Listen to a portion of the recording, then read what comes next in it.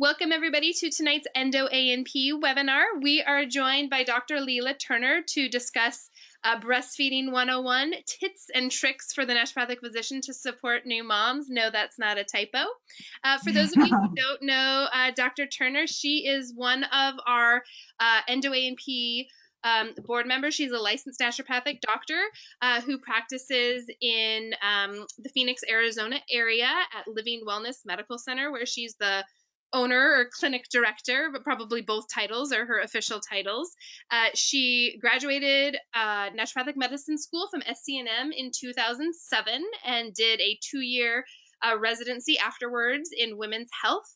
And after doing that, she joined Naturopathic Specialists, which is also based in the Phoenix area, where she was there for 7 years. I'm really kind of focusing on women's health in that capacity as well. She has served as the assistant professor for the Department of Clinical Science at SCNM. She also helped found, when she was a student, she co-founded the NMSA, the Naturopathic Medical Student Association. There's a lot of other awards she's been given and kind of other things about her specialty, but that could go on and on. So with that information, I will pass the floor off to Dr. Turner. Thank you, Corey. Hello, everyone. So I had a baby last year and my life completely changed. And I always thought breastfeeding was like easy and you stick it in there, and it's hard for some people, and that's what lactation consultants are for. And in the process of becoming a mom, I was dumbfounded at how much I realized we don't know as naturopaths. I'd love to know how many of you are moms and how many of you aren't, but there's no way for us to count hands and everything. So if we had been in person, I was wanting to see hands raised. So, you know, I'm not a lactation consultant. I was even a little bit insecure doing this talk because I felt like, who am I to be? I'm not an expert in breastfeeding at all. But I've learned a lot in the last 10 months. And so I decided I was looking ahead this year at talks to do, and August this month is Breastfeeding Awareness Month. And I was like, that is what I want to talk about. Let's figure it out. So I've learned a lot, and I basically put this talk together and said, if I didn't know it, then I'm going to share it. And so I'm hoping that this is a helpful piece for you guys and that you guys can walk away with some tips, tips for your tits and tricks. So, conflict of interest, I have no conflict of interests. I don't mention any companies. I do mention some brands when I talk about some of the products, but I don't have any conflicts of interest. You know, and again, why did I decide to talk about breastfeeding with the Endo A&P? This is not really a very hormone dense talk. I only have a few slides on some of the hormones, but I really realized how ill-equipped I was to become a mom. And if I was ill-equipped to become a mom after practicing for 12, 13 years, doing a residency, specializing in women's medicine, and I've been treating pregnant women, nursing women, and people trying to get pregnant for over a decade, and I felt ill-equipped to start breastfeeding, I figured hopefully this talk will help other naturopaths to give people more information when they start to help their patients with nursing and feeding. So at the beginning, this was the list of questions that I had when I went to see my lactation consultant. And mind you, this was probably about 3 weeks in, but when I went back and reflected on this list of questions, how much is he getting per breast after pumping and draining the breasts? How soon will he drain them again so that he can feed again? How many ounces does he need per feed? How many ounces am I hoping that I'm producing if I pump after every feed? What if he's hungry 30 minutes later and the boobies are empty? Is he full when he purses his lips? Is he full when he rolls his eyes back in his head? How come my breasts burn?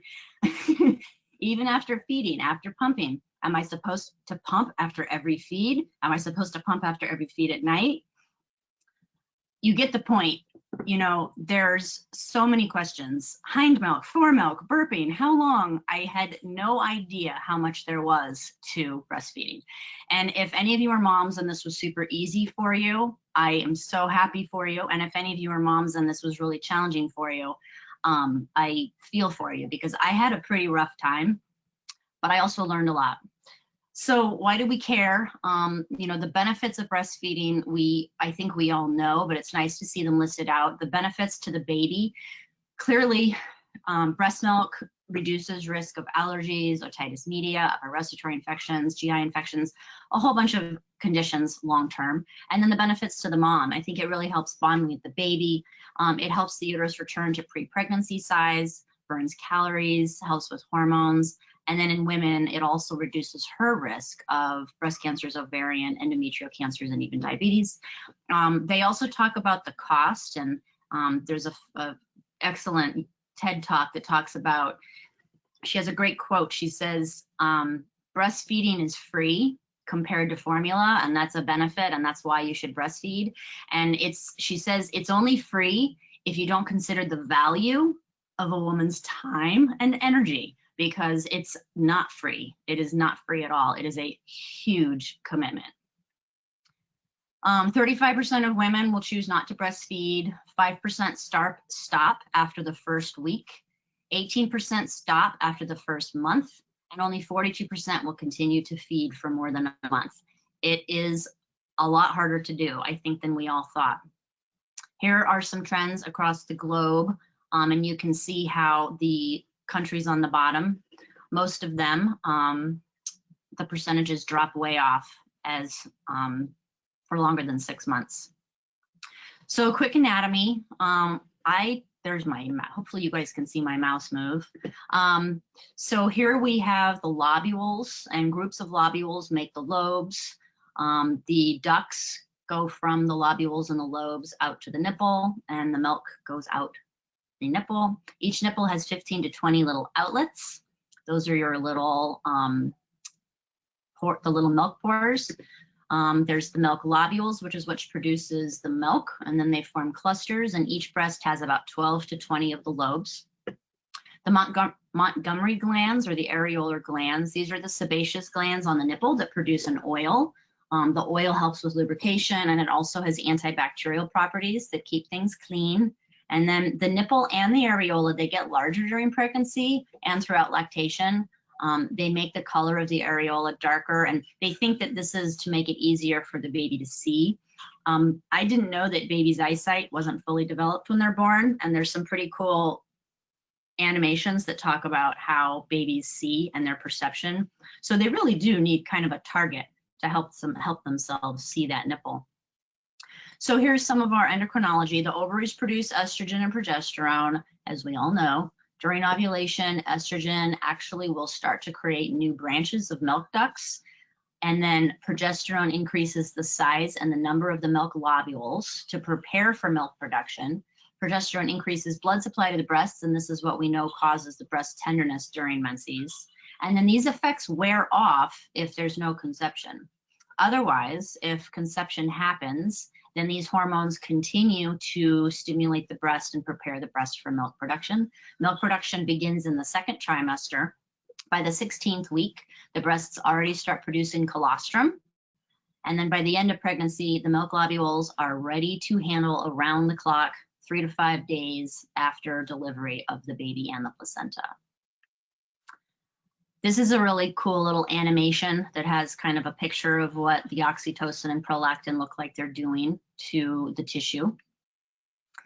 Prolactin, so after delivery of the baby and the placenta, prolactin, which is made in the pituitary, stimulates the breast cells.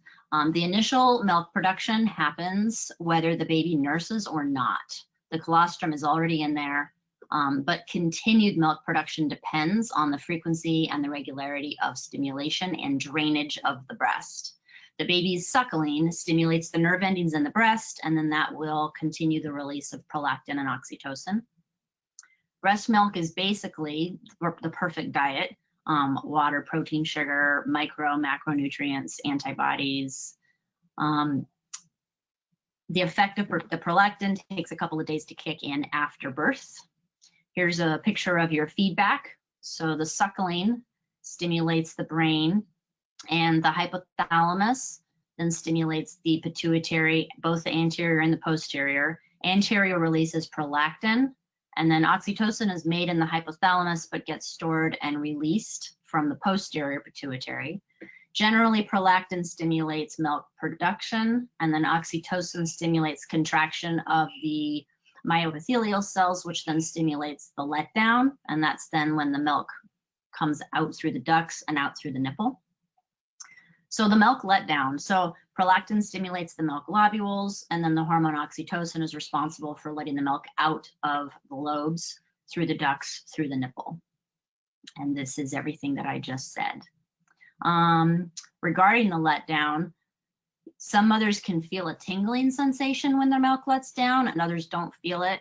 I know I didn't feel it for the first probably 2 or 3 weeks of breastfeeding, and now I'm 10 months, baby's 10 months old, and I still feel it.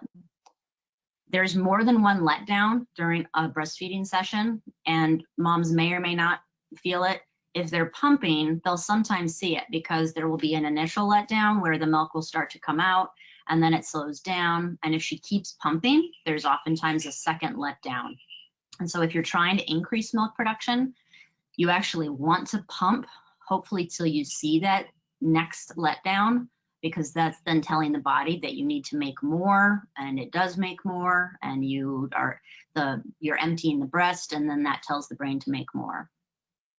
So the constant stimulus from the baby's suckling and emptying of the breast will tell the prolactin and oxytocin to continue to produce and let down. And then there's other factors too that help with the letdown reflex. So crying and cuddling, skin to skin, those experiences stimulate the brain to increase your prolactin and your oxytocin. So the breast milk production works on a supply and demand. So as the breasts are emptied and the frequency that they're emptied, then more is made. It's actually it's amazing to me. So here are some differences in the milk composition. So colostrum versus milk. Colostrum is pretty much the milk that comes out in the very first few days. It's thicker, it's yellow, it's creamy, whereas then when milk comes out, it's a little bit whiter and it's thinner. Here's a kind of a composition comparison between colostrum and the mother's mature milk. You can see the colostrum is higher in protein, it's higher in the immunoglobulins, and it's higher in the lactoferrin. So the colostrum at the beginning is your immune boost for the baby. Here's a composition comparison of human milk, cow milk versus goat milk, just for your reference. I didn't know there was such a thing as hind milk and fore milk. So here you can see the difference. Fore milk is much clearer and hind milk is much denser. It looks like cream. And when you let it separate, the hind milk floats to the top and it will stick to the side of the bottle in the refrigerator. And you don't have to heat the milk when you give the milk to babies. Some babies like it hot, some babies like it cold, but you do want to make sure that you just melt it a little bit. So you put a bottle under the faucet to make sure that the hind milk gets melted off the side of the bottle. This is the yummy fat. The fore milk comes out first, and in the fore milk is where you have a lot of the carbs, a lot of the other nutrients, and then the hind milk is high fat. So the body's designed to get the baby to drink the fore milk first, but they'll still be experiencing hunger. And then once they've made it through the fore milk, they get to the hind milk, and then they get that fat, that high fat meal, and then they're satiated. So, as naturopaths, there's a lot that we can teach our patients about ensuring the purest milk, and this really is just about minimizing exposure to the junk and making sure that we're getting in the good. And we're all experts already at this. So the position is really important. I had no idea how much baby paraphernalia for nursing there was. There are nursing pillows of all shapes and sizes. It kind of depends on a lot of factors. It depends on the size of the baby. It also depends on if the mom has had a C-section or not. If she's had a C-section, some pillows are going to be really uncomfortable. I had 2 or 3 nursing pillows that did not work for me. They were just really uncomfortable. It's also important to have really good support on the back because you're kind of having to lean forward to hold the baby. And the position is really important because the position will ensure that you have a good latch. And the latch is really important because it will ensure success. If there's not a good latch, nothing is going to work right. And I knew that before, but it's so important. A lot of the problems that we'll go through have to do with latch not being good.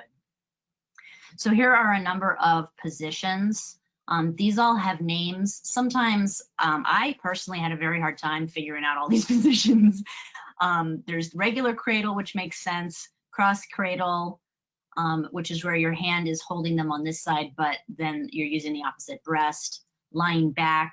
Now, football is a fairly comfortable position. You just need to have there be enough room behind the mommy's back. So you usually need to put a pillow behind her back because the baby's legs are going to be right here sticking out.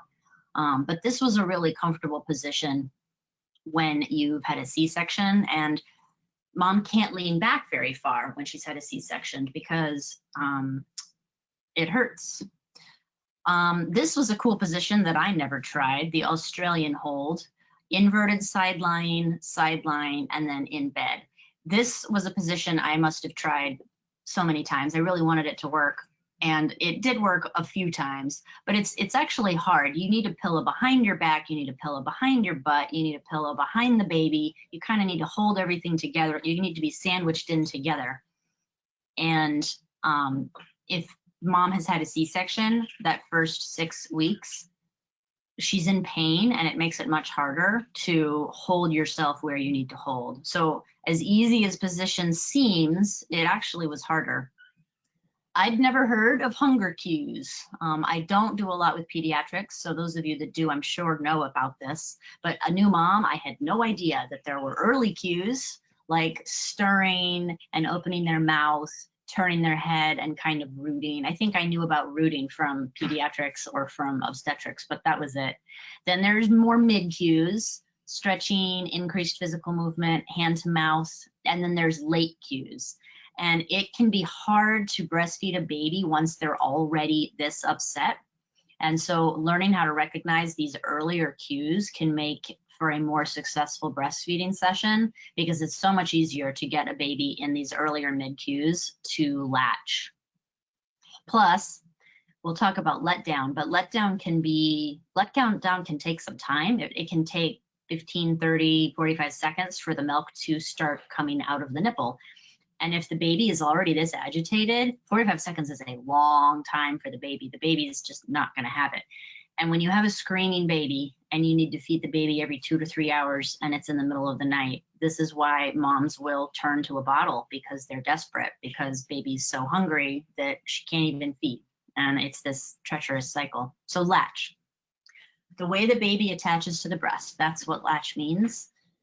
If a baby has only got the nipple in the mouth, this is not a good latch. You need to have a really deep latch. And I actually would like to show you a very quick video, because this is going to, I think, make it the best. So I'm hoping you all can see my screen. Why? When the baby takes a big mouthful of breast with the nipple pointed to the roof of the mouth, the nipple reaches a comfortable area deep in the baby's mouth. With the nipple deeper in his mouth, he is able to suckle more effectively, triggering the milk to flow. Good attachment is the key to breastfeeding success. In contrast, Inish. I'm hoping you all saw that. I really liked that video because it helped me really understand how deep the nipple really needs to be in their mouth. It's in their throat. So you have both of those links to help you look over that. A trick to help get the baby to open their mouth is to tickle their upper lip or their nose with the nipple. And when you tickle an infant or newborn's mouth or their nose with the nipple, they open their mouth. And you want them to open their mouth as wide as you can. So you tickle up here, they open, open, open. You align the bottom of the areola with the bottom lip. And then you shove the nipple in as quickly as you can while their mouth is still open. I'm not so sure you need steps 2, 3, 4, 5 here, but this to me was the absolute most important thing, was to align the bottom areola with their mouth, get them to open their mouth wide by tickling the lip and the nose, and shove it in there. And then you need to feel it. And in the beginning, it can be very tender. And so it's hard to know if you have a good latch in the beginning because it's probably going to hurt no matter what. So this was very helpful for me in the beginning. So how often should you feed your baby? The size of the baby's tummy. So in the first couple of days, the baby's tummy is literally about the size of a cherry. And so you're needing to feed them very frequently, every 1 to 3 hours in those first few days. And then you're tracking, of course, how many wet diapers they have. And so on average, how many over a 24-hour period. They're needing to have wet diapers frequently. Baby weight, other signs. This is kind of just a reference for you. The size of the baby's tummy I liked, and this one I also felt was helpful. Now this is more for a bottle, but this still gives you an idea what volume the baby should ideally be getting. So in the first month, you're feeding every 2 to 3 hours. And so a bottle would have somewhere between 1 and 3 ounces. And in order for them to get 24 ounces in a day, you can see that they need this many bottles in a day. And this is why the first, I think, 6 weeks were the most exhausting and fairly terrifying in the beginning, because you're not sleeping. You're feeding every 2 to 3 hours. And again, I knew this before having kids as a person and seen in society, but it didn't quite register until you have it. And it's really changed how I treat my patients. In months 1 through 3, you're still feeding pretty frequently, and you're still probably feeding in the night. Months 3 to 6, you're going up in your bottle size now. You can go up to about a 4 to an 8 ounce. In months 9 to 6, you're going up on your bottle again. 9 to 12, you're going up on the size of the bottle again. And the number, so the frequency is going down as the volume is going up, but overall, they're still getting very close to the same total ounces in the day. So this was helpful for me. Storing milk. I looked all over. There's a lot of conflicting information. 4 to 6 hours, the right temperature. Once you pump the milk, or if you're keeping it at room temperature versus if you're putting it in the freezer, versus if you've had it in the freezer and then you thought, how long can you use the milk? And again, in the beginning, this was all overwhelming because you're not sleeping. And so trying to keep track of these things in the beginning was a little overwhelming. I landed on this fresh milk. It can sit on the counter for 6 hours, in the fridge for 6 days, in the freezer for 6 months. When it's frozen, you can only use it. You have to use it within 24 hours once the thawing starts. And then once it's thawed and it's been sitting out on the counter, then you really want to use it within 2 hours.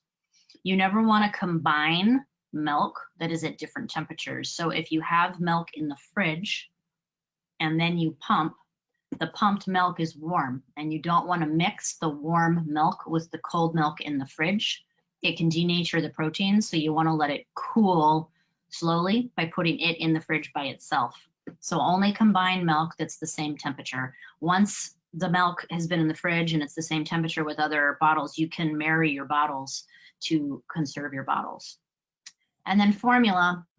If you are using formula, this is a formula that I used. I'm still doing part breast milk and part formula. And once you mix the formula, it can be in the fridge for 24 hours. And this is a helpful thing to know if you have baby going to daycare, because they usually want you to pre-mix your bottles and send the bottles made. Breast milk will separate. I showed you some pictures of that. And then this is a little bit of information about, how do you know if the breast milk is still good? When you swirl it, it should remix up. Heating breast milk, you don't have to heat it up. Some babies like it hot. Mine actually didn't, which I thought was a really cool homeopathic symptom. He was totally fine with cold milk, and he actually seemed to prefer colder milk once we started using some bottles. I didn't know anything about this situation. There's a situation that can happen, and it's pretty common. Some women will make too much lipase in their breast milk. And so lipase, as we know, it's an enzyme that breaks down the fat cells, but what will happen is extra lipase will speed up this process, and it makes the milk taste soapy if too much time has passed. And the milk will smell bad. It can smell like metallic-y, sulfury. It's not that the milk is unsafe, it's that the baby will not like the taste of the milk. And so what you can do is you scald the milk for 180, you scald the milk at 180 degrees, and this will inactivate the lipase. You want to scald it in a saucepan. Ideally, you want to use an instant thermometer because you don't want it to ideally go too high above 180 degrees. It'll very quickly go above up to a 200 degree. You want there to be bubbles around the edge, but not a roiling boil. It's worth just having your patient get an instant thermometer and then remove it immediately. And then you want to pour it into something to cool it off. And then you put it in the refrigerator, or you can freeze it. Now, if the milk has already sat too long and it already has changed taste, scalding it will not help. I've heard of people freezing lots and lots and lots of breast milk and not knowing that this was a problem. And then when they thawed the breast milk, the baby wouldn't drink any of the thawed breast milk, even though there was nothing wrong with it, but it had this lipase problem, and she ended up having to throw away all of her milk. And so in the beginning, you can kind of do a test by just testing your own milk. Freeze some, or let it sit in the fridge for a couple of days. It can be in the fridge for 6 days, and smell, and I would taste it yourself and see if it tastes or smells fine, both after having thawed or having sat in the fridge for a while. So that's a good thing to know about. So breastfeeding difficulties, they usually have to do with latch. You want to rule out tongue tie, lip tie, position. Green baby poop, a good trick to know. If the baby poop is green, it's usually because there's not enough hind milk. So the baby needs more of that hind milk. Baby needs to feed for at least 15 to 20 minutes to get the hind milk.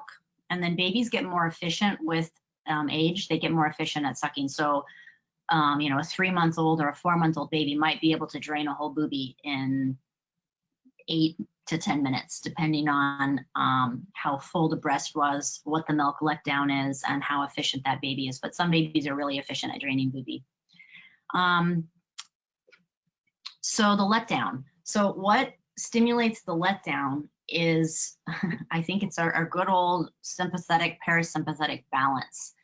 And women that have a harder time calming down, I've seen that they have a harder time with letdown. I have easily a 45-second, and I realize I'm sharing personal things here, but I also think that it helps bring the talk to give it some context. But if I have had a stressful day, it takes way longer for the letdown to happen. We are supposedly experts at helping people support our parasympathetic nervous system, but walking the talk and helping yourself do what we know we need to do. This has been a really good learning experience, is to practice this every single day when you're feeding. Anxiety, pain, embarrassment, stress, cold, these are going to be things that will make the letdown slower. Having some sort of a letdown cue to tell your brain it's time. I think one of the best things is skin to skin. When you do skin to skin, you're holding the baby, it really helps with letdown. Another problem is not enough milk. So ideally you want to not give your baby a top off with formula, and you only want to do this unless the healthcare provider is really concerned about baby's weight. But otherwise, just keep trying. Remember, the breasts work on a supply and demand mechanism. So the more often you're feeding, the more often there's suckling, the more often you're draining the breasts, you're going to be telling the prolactin and oxytocin to continue to stimulate milk production. So keep offering baby breast to increase supply. Probably not a good idea to use an actual schedule. Instead, just feed the baby on demand so that you're matching the supply. You can use a breast pump more often than you are feeding to increase milk production. This is probably the most effective way of increasing milk production. And then our other treatments to help with milk production. So homeopathy, eating enough of everything, our fats, carbs, proteins, leafies, We need an extra 500 to 600 calories a day when we are nursing. Water, the water is amazing. On days that I know I don't drink enough, it's very, very clear production goes down. Baby wearing, non-alcoholic beer because of the hops. There are lactation cookies. There's recipes online. It's the brewer's yeast, the oats, and the flax that help with milk production. Oats, oats, oats, and more oats. I did eat a lot of oatmeal in those first 6 months. Flax, mother's milk tea, moringa. All of these things help. What's hard is to know what is helping. And you kind of just have to give her all of these things and tell her to just do her best on all of them.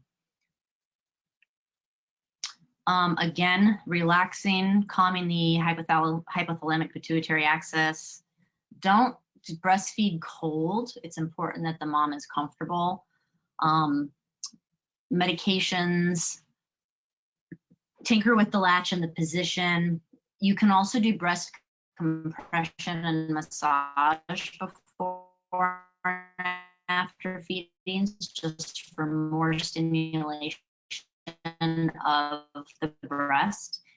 You can hand pump for 30 to 60 seconds before feeding the baby to get the letdown to go out, and then that will help get things going for the baby. Pumping after feeding. So there are pumps which we'll talk about, and ideally the double electric pump is going to be more effective at increasing milk production than the hand pump. And then there's also something called power pumping, which is where you pump and then you take a break and then you pump again and then you take a break and then you pump again. So you can really see how much time would go into this if a mom is having a hard time with production. This is not, breastfeeding is not free. Nurse more frequently, add a few minutes longer. There's a few other things. I'll let you just look at those. Here are some herbs for helping with milk production. Most of these need to be taken at least 2 to 3 times a day to really help with milk production. Holy basil, lemon balm, fennel. These are all, of course, safe during nursing. And knowing that these are safe during nursing was helpful because I've also had some of these will help with other things. So if a mom's having digestive problems, some fennel is fine. If she's fatigued, ashwagandha is fine. Stinging nettle is a really nice nutritive for mom. Vitex, which also can increase prolactin. This can also help. Milk thistle. On the other end of the spectrum, some women have problems where they have hyperlactation and they make too much. So in this one, again, it's trying to balance out the supply and demand. Use a towel or a muslin cloth to soak up any milk. What will happen is as she's feeding from one breast, the other breast will let down and the other breast will just spray milk. Ensure that the baby feels supported. The baby can have a problem with hyperlactation because she'll get, the baby will get shocked. The baby will be choking on the too fast flow. And so they'll be surprised and then they'll pull their head away from the breast because the milk is basically spraying out faster than the baby can swallow. So again, you usually have more production in the beginning because the body is getting stimulated every 2 to 3 hours. So usually it balances itself out. Probably one of the biggest problems with hyperlactation is breast engorgement turning into clogged ducts and turning into mastitis. So there's a fine balance between helping the breasts empty but not overstimulating the breasts. And so having to find that balance, it just takes time and probably help. You know, this is something that I think meeting with a lactation consultant would be nice for. Lopsided, this is a problem that I did not know about, but there's usually a dominant breast. Baby also will usually prefer one breast. So it's important to not favor one breast. Always start with the weaker breast so that you try to keep things balanced.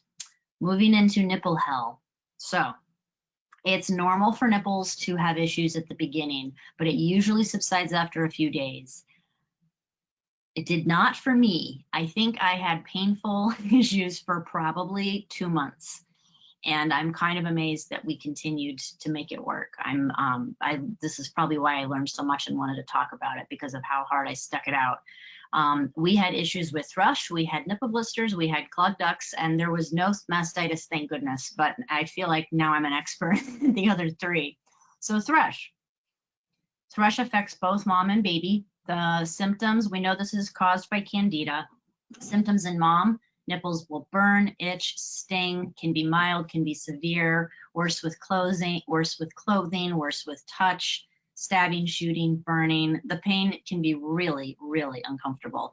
The pain is not just during the feeding, it can last for an hour or so afterwards.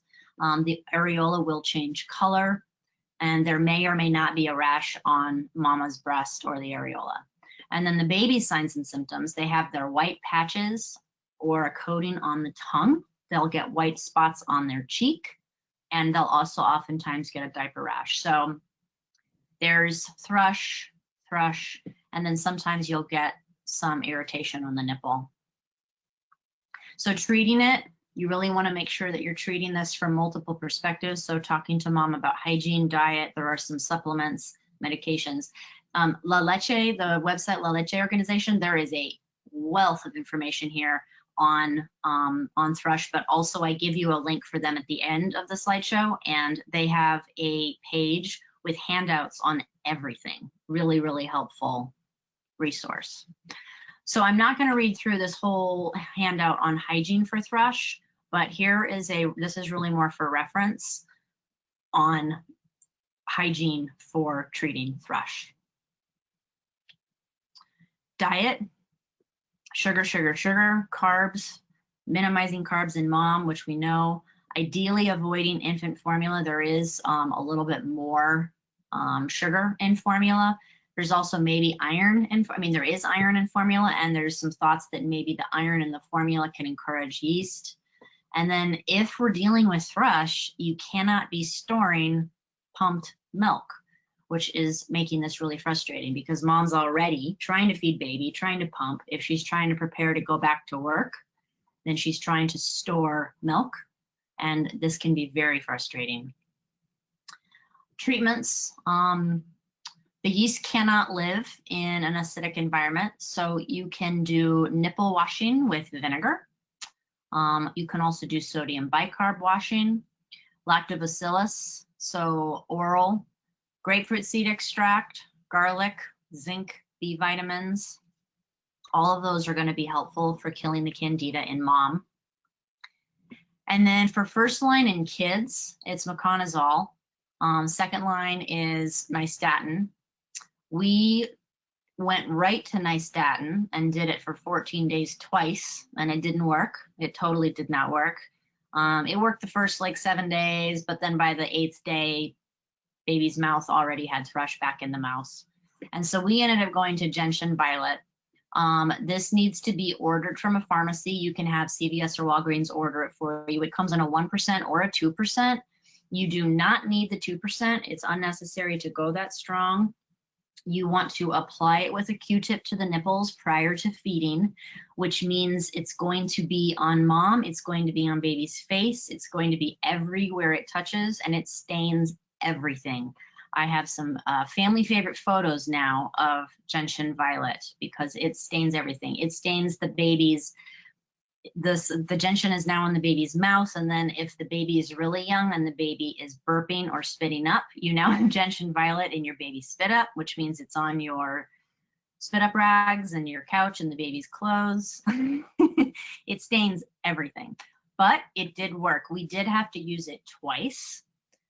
So I think we applied it probably once a day for, I think we did once a day. I should have put this in here. We did once a day every 3 days for a week. And then it came back about 2 weeks later and we did it again and it was gone. Nipple blisters. So this is a friction blister on the nipple. This is usually a latch problem, again, because that nipple is frictioning on the hard palate on the top of the mouth. In terms of pain, Tylenol and ibuprofen are okay if the mom wants to use that. The pain is just a reflex cycle, and if we can just stop the pain, then you can usually get a better latch, excuse me. Position, position, position. There's a number of topical things. I have some photos at the end. There's lanolin, there's nipple butters. There's also breast shields, and these are kind of like little breast cones that you can put inside of the bra that make it so there's air around the nipple so that the nipple can dry out. Pumping can sometimes be helpful if you're having engorgement problems because it's too painful to feed. So if you're dealing with severely painful nipples or even severely painful nipple from thrush, sometimes you can go to a bottle and pump because the pumping might be less painful than the breastfeeding. When you pump, the whole nipple is going into a flange, and I'll show you a photo of this. And so it's less painful. Pumping can be less painful than breastfeeding because there's no tongue squashing the nipple up into the hard palate of the top of the mouth. A blocked duct, which this is also one of the most painful things I have ever now experienced. So this is, it's usually because of overengorgement and because she didn't feed frequently or often enough. Skin will oftentimes grow over the nipple. And this is an example of a clogged duct. These little blebs can last days or weeks, and they'll usually last until eventually it softens well enough and the milk can then be released. So, treatments for a blocked duct. Probably the most important thing is heat and massage. So massage the area, continue to breastfeed normally. It's still totally fine to feed the baby, and it's really important that it tries to prevent mastitis. Still pump the affected breast because this is going to help with good drainage. So some people say to loosen the blockage. If you see a milk plug protruding from the nipple, which I did not even know this existed, you can actually see this little tiny milk plug protruding. Some people say don't try and pull it out. Other people say do. I think the most important thing is hygiene here. So treat it like you would where you have like a splinter. So hot compress, maybe a Epsom salt compress to soften the tissue, heat, maybe a shower. Here there's some things like hot wet flannel to the bleb. You can also soak a cotton ball with olive oil and leave it on the nipple, and it'll possibly soften that milk plug. And then here's an idea where you can rub it briskly with a clean, moist flannel, and that friction might just get rid of that outer layer of skin. And then the little milk plug will oftentimes finally come out, and then the milk will flow. And the pain relief is actually pretty amazingly instant because once that milk starts being able to come out of that lobe, the pain gets better. Yep, can take 6 to 24 hours. I had no idea the amount of booby paraphernalia there is out there, but they actually have breast vibrators. And they call this a lactation massager. And this actually can be very effective at helping with the clogged duct. Now, clogged ducts, if not treated properly or quickly enough, can turn into mastitis. So the cause is going to be the clogged duct. This is usually staph. Poor latch will cause this. Not feeding frequently enough, so long periods between feeds, breasts that are too full, clothing or bra that is too tight, weaning a baby from breastfeeding too quickly, or if she's dealing with hyperlactation problems. So the symptoms, it's red, hot, tender. There's usually more systemic symptoms like flu-like symptoms, joint pain, and she's probably going to have a fever.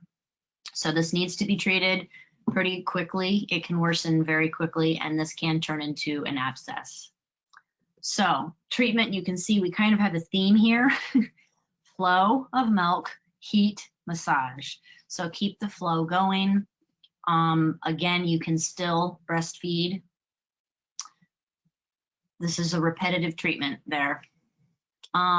So some other treatments, there's the alternating hot and cold, poultices, topical phytolacca oil, lymphatic massage, neem oil, nipple cream. I have some pictures of some creams that they offer.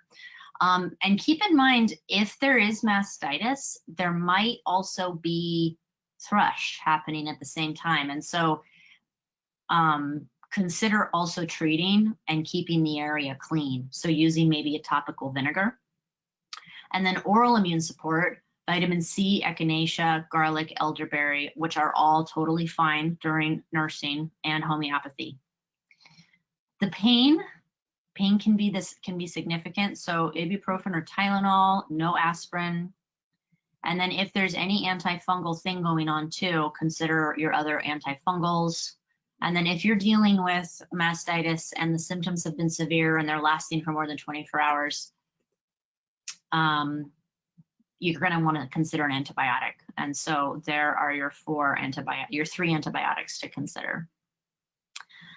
Nipple vasospasm. This was another really fun one. So this is a narrowing of the blood vessels. This is kind of like Raynaud's of the nipple.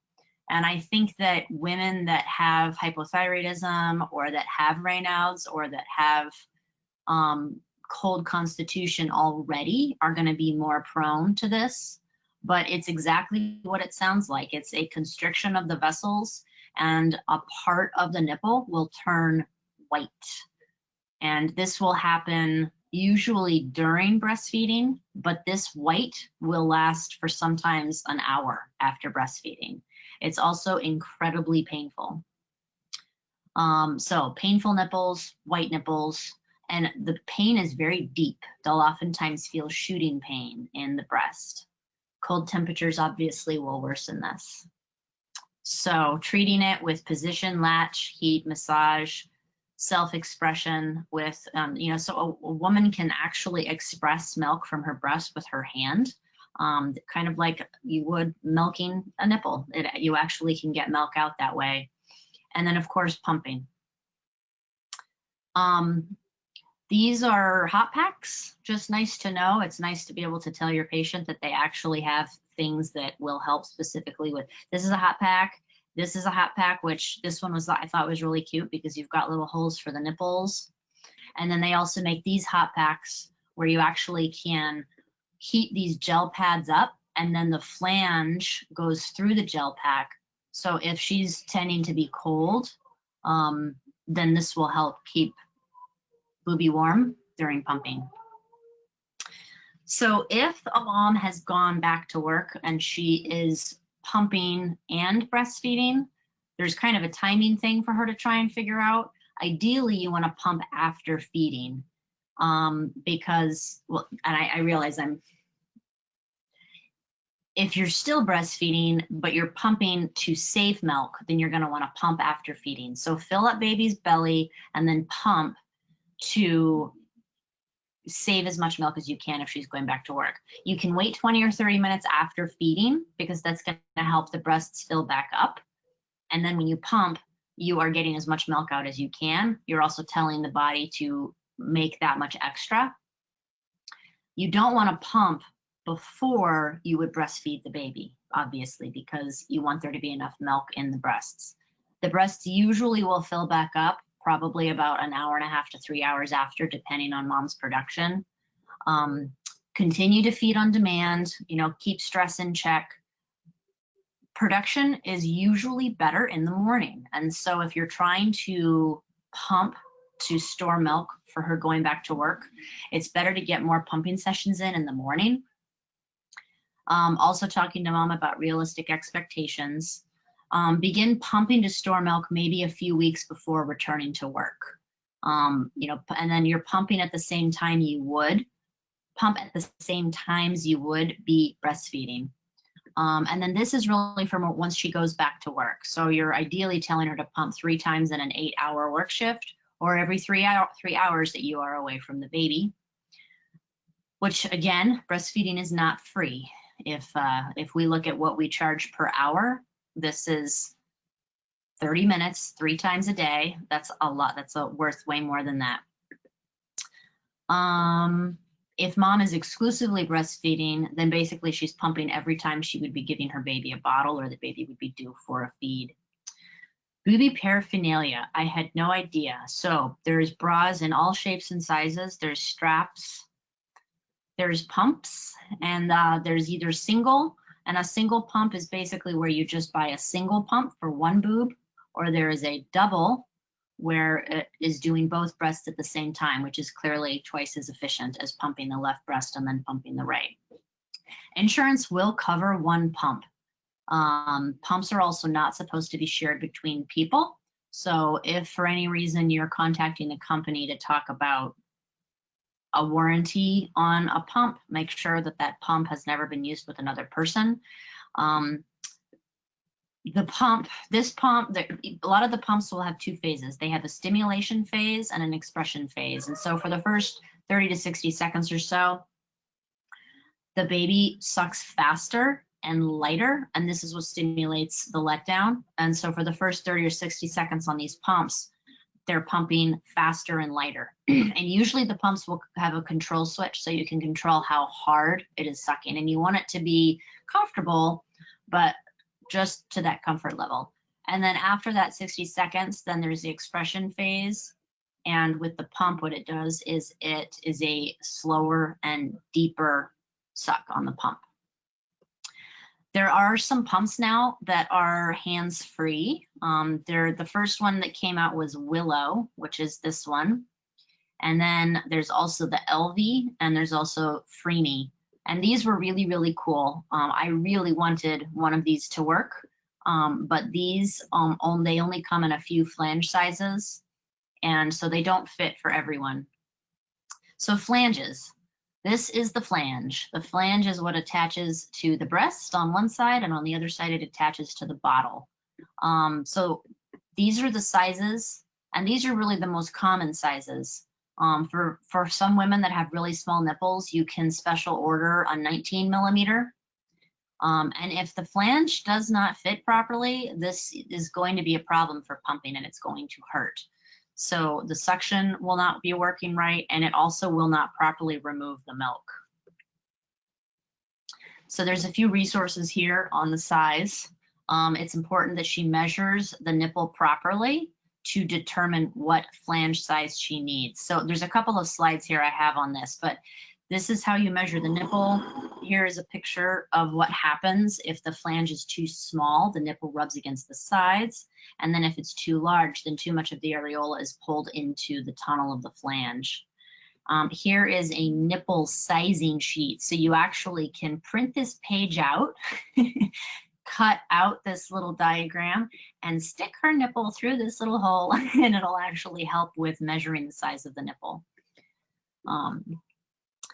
Hand pumps. This is the Haka, which is kind of helpful if you're breastfeeding and you have a strong letdown or the mom's breasts are really engorged. When she's feeding from one breast, the other breast is going to be leaking milk, and that is liquid gold, valuable liquid gold that she'll either be losing, or she can do something like this where she just holds this on the breast. This thing gets squeezed ever so slightly, and then it puts a little bit of suction on the breast, and then any milk that comes out while she's feeding on one breast is going into this. The challenge with this is there's a lot to hold already when you're breastfeeding. You're holding baby, you're holding baby's head, maybe there's a pillow in the way, maybe there's a foot in the way, and having this whole thing on your other breast is sometimes more of an inconvenience. This is a hand pump, which is helpful for if mom is on the go. This is also helpful if she has slow letdown. You can use this for 30 seconds, 60 seconds before feeding baby, and this will stimulate the letdown and the milk will start flowing. And then you latch baby on and the baby doesn't have to wait for the letdown to happen. Milk savers. So these are little pouches. You stick them in the bra, and this is another way to save milk if you are losing milk while feeding on the other breast. This is a very cool system. It's called the supplemental milk system. And this is if mom's production is a little low and we need to train baby to suck more. But if baby's not sucking and not stimulating, if we give baby milk while she is sucking and the milk is coming out, then the baby will be you're training baby to suck better. So this is a bottle that you hang from mom's chest, and then this tube has a little hole in the end. It's not open. It's actually more like a little hole on the side. But you can tape the tube to the breast just to hold it in place. And then you need to make sure that the tip of this is going into the back of the baby's throat. So this tube goes all the way to probably about here. And so as the baby sucks, the milk is coming in from here. So you're giving baby more milk. Cool system to just train. And sometimes sometimes moms will continue to use this if their production is low and they can't bring it back up. And other times this is just a nice trick till you train baby sucking and swallowing and stimulating the nipple. So for dealing with breast pain, there's breast pads to help with friction. And there's also these gel soothing pads that have kind of like a gel on them. And you can put these in the fridge so that they're cold.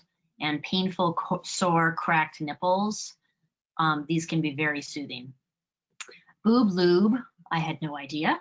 This is for pumping. So the flange, you know, the nipple is going in and out of that flange. Sometimes, you know, especially once the nipple gets stretched out, the nipple is moving ½ an inch to maybe even an inch, depending on the size of the woman's breasts and how elastic her tissue is. But the friction can be an issue. So some moms don't need it. Remember, the sebaceous glands, they secrete their own oil, but happy boob lube. There's lots of nipple creams and butters. A lot of them are organic. There's some really good, easy ones to get. There's lanolin, which is from sheep's wool. Some people have sensitivities to lanolin, but it's also incredibly emollient. It keeps things very moist. And then lactation consultants. So I did meet with 3 in the beginning, and they were all really, really helpful. I think one of the most helpful things for me, this was a chart where they will weigh the baby before and after feeding on each breast. And so the left breast, the weight before the feed, baby weighed 6 pounds, 12 ounces, fed for 10 minutes. And then the baby weighed 6 pounds, 13 ounces after the feed, which means that the baby swallowed 1 ounce of milk. And then when you switch breast, the right breast, baby started on the right breast by weighing 6 pounds, 13 ounces, fed for 12 minutes. And when they were done, they weighed 6 pounds, 15.5. And so the baby swallowed 2.5 ounces from the right breast. This was a 2-week-old baby. So I highly recommend having a lactation consultant that you either know or that you can refer to, because they are a wealth of knowledge. And I'm really glad I met with one. But I also am glad that I learned a whole lot on my own on this whole process. So some resources. This is a really awesome TED Talk. Katie Hindi, she talks about really the value of breastfeeding. She was the one that said that breastfeeding is only free if you don't consider a mother's time and energy.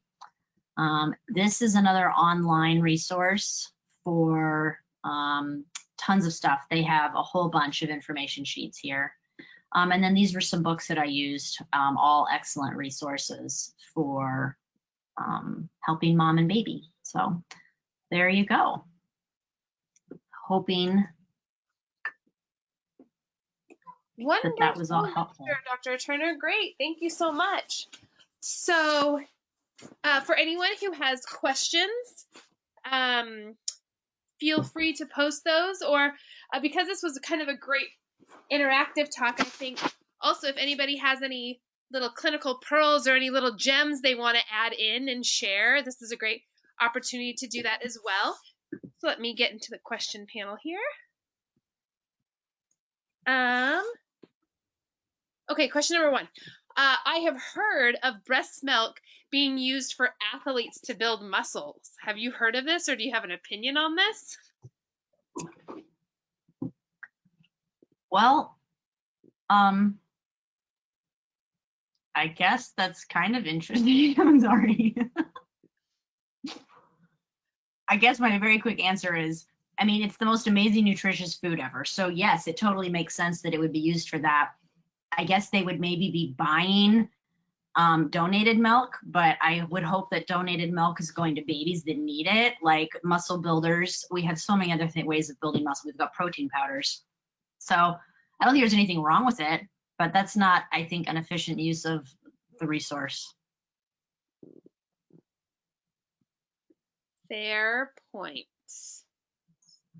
All right. Oh, and as people are, people might be typing too. The other thing, which I forgot to mention here at the end, is if you have a question too, you can easily raise your hand. There's a little hand icon in the GoToMeeting control panel, and that can make it sometimes easier to ask the question, verbally instead of typing it out. Let's see here. Okay. Oh, I have a clinical pearl added in regarding the kind of clogged duct or mastitis. Another clinical pearl says here is not forgetting to use gravity. Sometimes having the baby laying down and literally getting on all fours and acting like a cow or, on top of them can really help with the flow. To have gravity help use as a force to help unclog that. Awesome. Oh, I'm not sure if you know about this. Here's another question. Do you have any thoughts, or are you familiar with the Silverette nursing cup? I don't know about that. No. Did she spell it? Yeah, Silverette. She said hadn't used it, but have had patients swear by it. So maybe that's just a comment for the audience to look into that if people have heard of it, or to look into it as a possibility.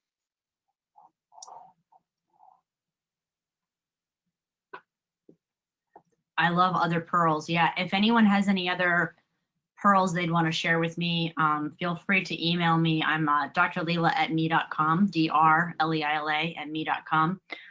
But yeah, I'm putting together a class about this actually for my patients. And so any other pearls that you guys want to share with me, I would love. Awesome. Do you have any thoughts on like scheduled or scheduling your feeds versus like the on-demand? I know there are some really strict scheduling feeding schedules that some people do. I didn't do those. My life is already so organized and scheduled and structured. It was actually, I had a whiteboard on the fridge, and I had a column for breastfeeding and a column for pumping and a column for when we would feed baby. And I just really relied on trusting the feeding cues, the hunger cues. In the beginning, you're feeding baby so frequently that you literally, you're just going based on when the baby cries. When the baby cries, you feed. And so I didn't do a lot of researching, looking at all of the different schedules. I think in some ways it might just depend on mom and dad's personalities on what would make the most sense for them. To a degree, there is a schedule, but I just didn't want the clock to tell me when to do it, but you still do generally feed every 2 to 2.5 hours in the beginning, or every 3 or every 4. So, and with baby naps, like you can't completely control when they go down for a nap. Sometimes they're just not ready for a nap, and forcing a baby to try to go down to me is almost more frustrating. So I've really done the more on demand. Definitely. Here's a follow-up question here. Let's see. And this is probably also different for everybody, but it says, at what point does milk production drop when baby starts sleeping through the night? So I can only answer this from what I have learned in my experience. But yes, as the number of feeds go down, so when I stopped feeding through the night, the production definitely went down. The morning production is always the best though. So it's a little hard to tell, because if you for a while there, I was feeding 3 times in the night, and then we went down to 2. And then when we went down to 1 feed in the night, in the morning, engorgement was always a problem. And so that was when, but by that point I'd gone back to work and I was already pumping, so I could pump to drain them. But yeah, so it takes a few days for the supply and demand to happen. And even now, I'm at work 3 days a week, and I'm doing home admin on the other 4 days a week. And so the times that I pump are not exactly the same on the days that I'm at work versus the days that I'm home. So the production will slowly go down. But I think the thing that I wish I had known in the beginning was, if you miss a day of the right scheduled pumping, your production is not going to go down the next day. 2 or 3 days, you'll start to see production go down. But then if you pump again, you'll start to see your production go back up. So I would literally see my production go up and down during the weeks, because my schedule would kind of change with work and days there and days at home. And again, I'm sure everyone is different on that, but it's not instant. All right, here's another question. And of course, Dr. Turner said at the beginning, she's not an expert in all these areas, so don't feel like you need to know the answer to all this. But what are your thoughts on pacifiers? And did you use one? And if so, like, did you introduce it, or was there nipple confusion, or how would you avoid that? Any thoughts? So I was really, really nervous about nipple confusion. So I did not allow a bottle. I did not allow a pacifier for, I think, 6 weeks. And I think it was about the 6-week mark that we introduced both. And we stuck with the slow flow nipples on the bottle so that the baby had to suck a little harder on the bottle. And I've actually continued to use the slow flow because I'm continuing to breastfeed, and I don't want to use the fast flow. And I have a pretty slow letdown. And so I just make him have to suck harder. So we still use the slow flow nipples. And I was very worried about the nipple confusion, but I think because we waited to use a pacifier in a bottle until 5 or 6 weeks, we really did fine.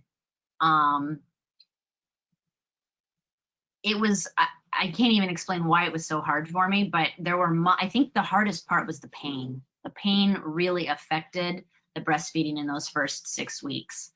I'm surprised we kept going, but we just kept doing it. So I don't have a problem with the pacifier, but I think that if you're seeing that the baby's not going back to the breast, you might want to reconsider the pacifier. Another resource I'd love to share that I completely loved was a woman. She's the wife of a pediatrician, and she has a website called Taking Cara Babies. Her name is Cara, and she has a class that she teaches on how to help your babies sleep and how to rock them and how to deal with crying and how to hold them and all these little tricks. And she talks about pacifiers, but her course, her website is takingcarababies.com. Really helpful. I think all babies are different. Some babies are going to love that pacifier and they might be more prone to have the nipple confusion. So I think it really depends, but I'm not against them. We still have one that we use kind of for emergency uses, mostly for naps during the day or somewhere between 11 and 3 a.m. Great. Okay. Awesome. All right. I'm not seeing any other questions pop up. I think Cool. just as a mom, I'm not a doctor, but I never get to comment on these things. But I also think it's a very different conversation when it's first time versus second time, with moms. Oh, yeah. Right? Like a lot of this is that first time mom. Because I remember when I saw all those nursing pillows, the first time you're explaining to a mom and you have all this, you think you need all of this gear and what position, whatever. And then by the second one, you just like throw them on and you're like, whatever. You just realize you're like, whatever. You don't need this stuff. So you can always encourage your families and your patients that it gets better. And even if it's hard the first time, to encourage them that now they know what to expect. And so it's only going to, hopefully be a better experience the second time around, and to not be discouraged if the first time is really hard, which it totally can be. Yeah, the new mom support, definitely. For sure. All right. Thank you, Corey. Yeah, and everybody have a good rest of your evening. We'll be sending out the slides and the recording. They'll be on the EndoANP website tomorrow, and you'll get this reminder too. But I know a lot of you have already registered as well. But our September webinar, we're kind of in a woman's kind of kind of baby postpartum kind of theme with this breastfeeding one. And we're joined by Dr. Amy Tung next month to discuss postpartum endocrine fluctuations in the 4th trimester and the impact on women's mood. So that is September 22nd. You'll all get the reminders on that in your email as well to register. And I hope everybody's doing well. And for those with little ones that are starting back to school in whatever capacity that looks like, good luck to all of you. And we'll talk to you soon. Thanks, Corey. Yep. Good night, everybody.